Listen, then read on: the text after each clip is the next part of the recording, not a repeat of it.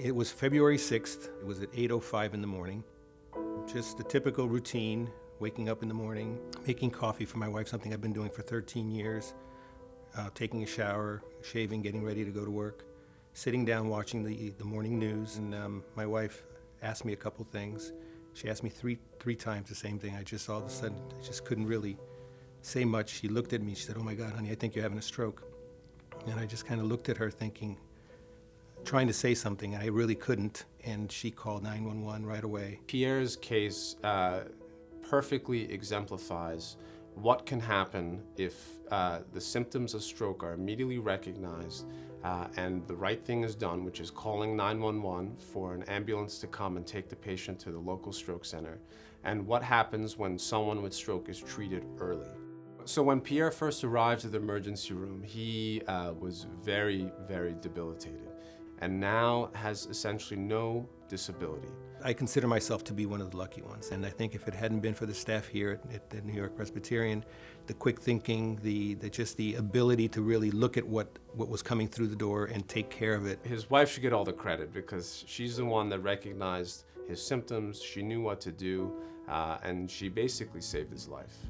The idea here is really, if it does happen to you, then to be as thoughtful as possible and to try to be as proactive to try to get yourself help as quickly as possible. Speed is absolutely of the essence. Time is brain. Every minute that goes on when someone's having a stroke, they're losing millions of brain cells. So it's incredibly important that people recognize stroke symptoms and then call 911. And to this point, there's a mnemonic called FAST.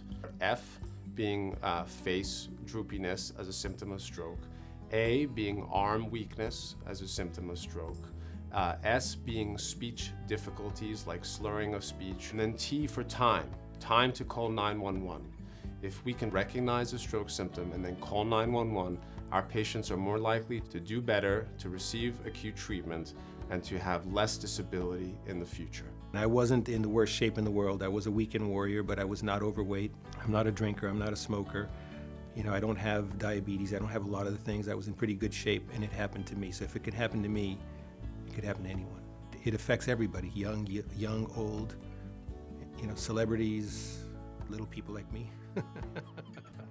If everyone is able to learn what the common symptoms of stroke are and what the proper action is to do when such symptoms are observed, we can make a huge difference in our community, and we can potentially reduce considerable disability and even save lives. I was one of the lucky guys who was able to come out of it the way I did.